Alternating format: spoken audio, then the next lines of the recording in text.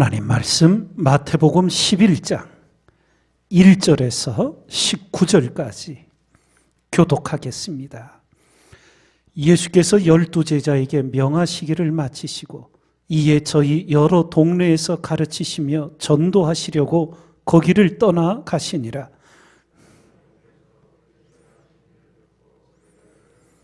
예수께 여짜오되 오실 그이가 당신이오니이까 우리가 다른 이를 기다리오리이까.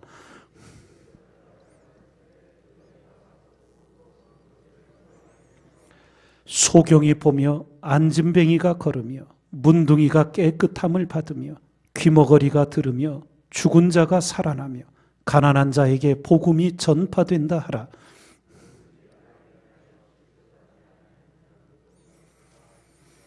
저희가 떠나매 예수께서 무리에게 요한에 대하여 말씀하시되 너희가 무엇을 보려고 광야에 나갔더냐?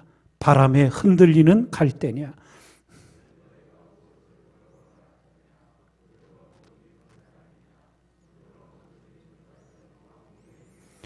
그러면 너희가 어찌하여 나갔더냐? 선지자를 보려더냐? 옳다. 내가 너희에게 이르노니 선지자보다도 나은 자니라.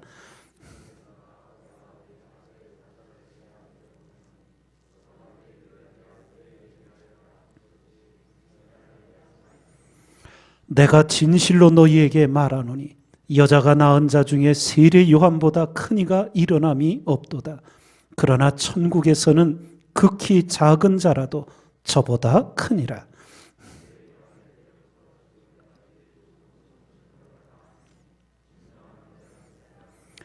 모든 선지자와 및 율법에 예언한 것이 요한까지니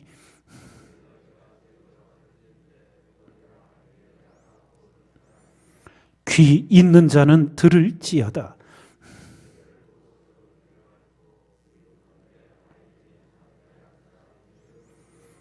가로되 우리가 너희를 향하여 피리를 불어도 너희가 춤추지 않고 우리가 애곡하여도 너희가 가슴을 치지 아니하였다 함과 같도다.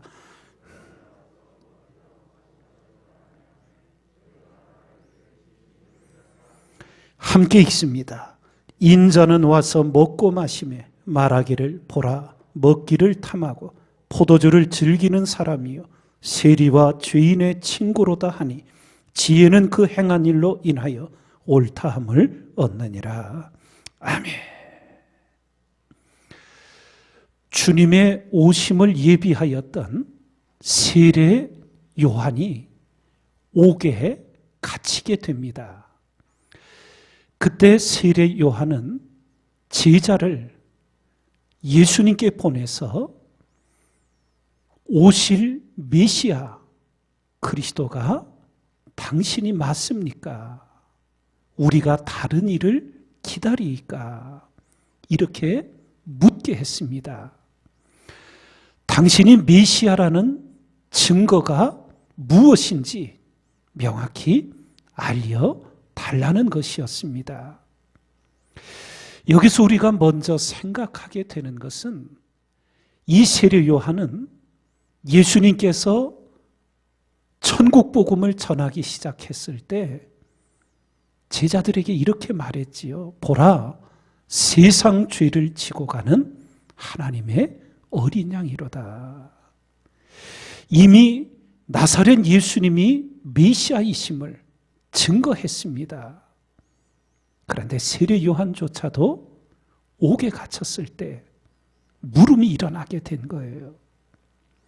근데 우리가 성경을 보면 분명히 알고자 참되게 믿고자 하나님께 물음을 갖게 되고 정직한 의심을 갖게 될 때 하나님은 한 번도 그걸 책망하신 적이 없습니다. 오늘도 요한이 이렇게 물었을 때도 주님은 그대로 메시아의 표징이 무엇인지를 증거해 주십니다. 5절을 다시 한번 보면 소경이 보며 안진뱅이가 걸으며 문둥이가 깨끗함을 받으며 귀머거리가 들으며 죽은 자가 살아나며 가난한 자에게 복음이 전파된다 하라.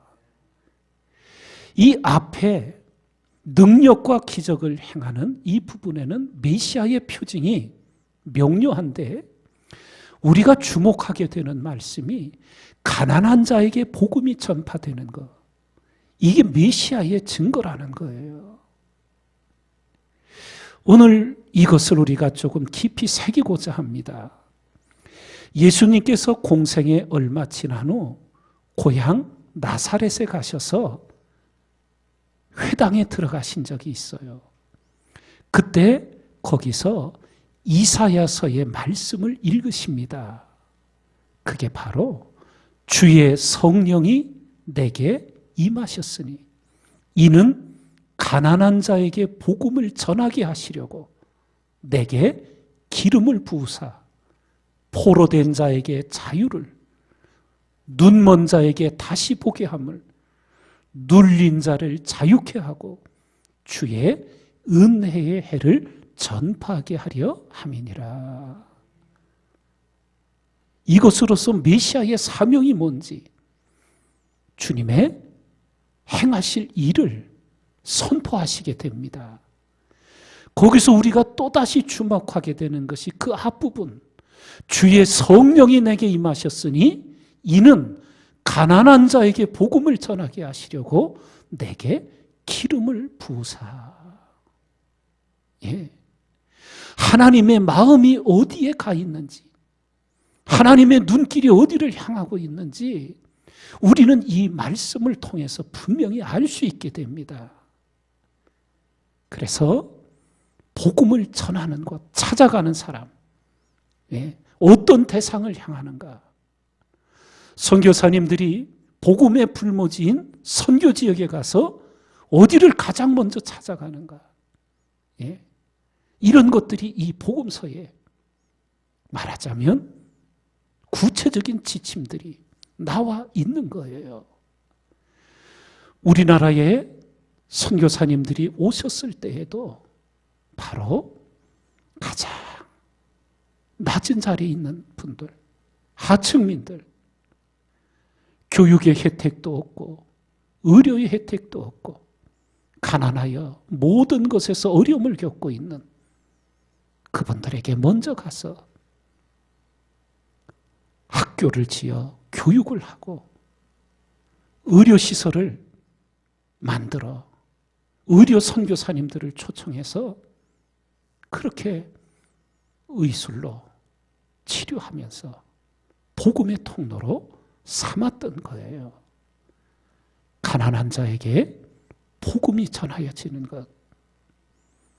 그래서 전에도 말씀 나누었지만 인도의 13억 인구, 거기에 사성 계급들이 법으로는 폐지됐지만 수천 년의 관습 속에 지금도 내려오고 있고 그 사성 계급에도 들어가지 못하는 불가촉 천민, 달리트라고 있어요.